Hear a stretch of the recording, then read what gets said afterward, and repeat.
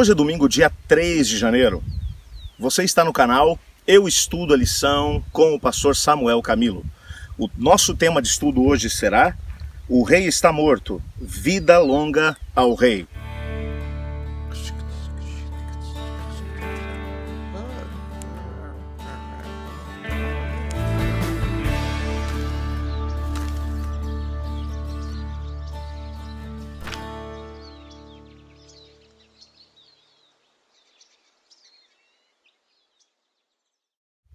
Como nós mencionamos na lição de ontem, o contexto imediato no qual o capítulo 6 vai aparecer, o evento histórico que marca esse mesmo capítulo, o próprio Isaías vai mencioná-lo, é a morte do rei Uzias. Ele vai mencionar: no ano em que o rei Uzias morreu, eu vi o Senhor assentado num alto e sublime trono. A importância desse fato histórico, a morte do rei Uzias, realmente é grande. Como mencionei na lição de ontem, o rei Uzias foi um rei que conquistou muita coisa. Ele pegou um país completamente falido e conseguiu elevá-lo a um nível de respeito internacional. Ele realmente havia conseguido coisas fantásticas, era respeitado por aquilo que havia conseguido, mas deixou que, de alguma maneira, a arrogância subisse ao seu coração. Sendo ele da tribo de Judá, a tribo dos reis, ele ousou entrar no templo de Deus para queimar incenso ao Senhor. O Senhor Deus havia dado ordens explícitas de que somente a família de Arão e ao mesmo tempo os levitas que tivessem a possibilidade de poder entrar no templo. Ele não apenas entrou, mas entrou com um incensário na mão, de forma arrogante, e o Senhor Deus o feriu de lepra. E ele acabou tendo que ser colocado numa sala ou num quarto em anexo do próprio templo, nunca mais por ter acesso com ninguém. E dessa doença ele acabou morrendo. Quando você olha para esse relato e ao mesmo tempo para a forma como Isaías se posiciona em relação ao evento que está tendo lugar, que está acontecendo ali no capítulo 6, e quando olhamos e entendemos que Isaías era também da tribo de Judá, ele não era da tribo de Levi, não era da família sacerdotal, ele está no templo e alguns estudiosos vão mencionar que provavelmente por causa de toda a crise que ele via no país, ele mesmo havia ido até o templo com o intuito de poder entregar o seu ministério como profeta e pedir que o Senhor Deus, de alguma maneira, arranjasse outro para poder desempenhar esse mesmo ministério. Ele havia tentado, havia dado as suas mensagens ao povo, mas o povo estava com o coração endurecido. Ele não viu uma mudança significativa em relação ao povo. O momento era de crise política, o rei havia morrido, e um momento de transição é um momento complicado. Politicamente falando, a política internacional estava causando sérios problemas. O rei Tiglat-Pileser havia subido ao trono da Síria e estava ameaçando as nações vizinhas. Eu só quero te lembrar que foi a própria Assíria que invadiu alguns anos mais tarde o próprio país de Israel e acabou levando cativos as 10 tribos do norte, e nunca mais essas tribos se reuniram como nação. Foi a mesma Assíria que alguns anos mais tarde cercou a cidade de Jerusalém, já na época do rei Ezequias.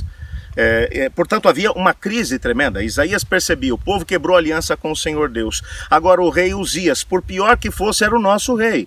E agora ele também morre num contexto tremendo. Está muito complicado, eu acho que eu não vou conseguir dar conta disso tudo. E é exatamente nesse contexto que ele vai até o templo, e no templo algo tremendo acontece, que está em contraponto aqui à própria atitude de Isaías em relação à atitude do rei Uzias. Isaías não se sente digno do chamado de Deus, ele não se sente digno de levar adiante aquilo que havia sido o convite do Senhor Deus para ele. Ainda assim, ele está ali no templo, diante do Senhor, ele está conversando com o Senhor, ele está dialogando com o Senhor, no pátio do templo, é bem verdade. Mas o que vai acontecer na sequência é que o Senhor Deus, a mão do Senhor vem sobre ele e o leva em espírito para dentro das dependências do templo. Isso é algo realmente tremendo. Ele se vê diante do Senhor Deus sentado no seu trono. Essa é uma imagem do lugar santíssimo. A Arca da Aliança, o propiciatório que estava sobre a Arca da Aliança, era nada mais ou menos do que uma miniatura do trono de Deus. E ele vê o Senhor Deus sentado no seu trono. Ele vê os anjos de Deus voando por todos os lados, dentro da presença do Senhor, cantando, louvando o nome do Senhor. Ele não se sente digno e por isso ele diz: ai de mim, ai de mim. Você percebe que por um lado você tem um rei que morreu por sua arrogância, e por outro lado você encontra um profeta que não se sente digno. Um profeta que acha que Deus talvez não consiga usá-lo naquela altura, que ele não é digno do chamado do Senhor Deus naquela época tão complicada na qual ele vivia.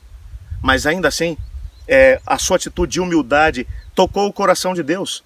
E Deus agora vai se manifestar a ele para poder mostrar que não é por causa dos predicados que Isaías tinha, por causa da sua capacidade de falar, de escrever, ou de toda a sua preparação acadêmica que Deus o havia chamado. Deus o havia chamado porque entendia que ele se submeteria ao Espírito Santo do Senhor.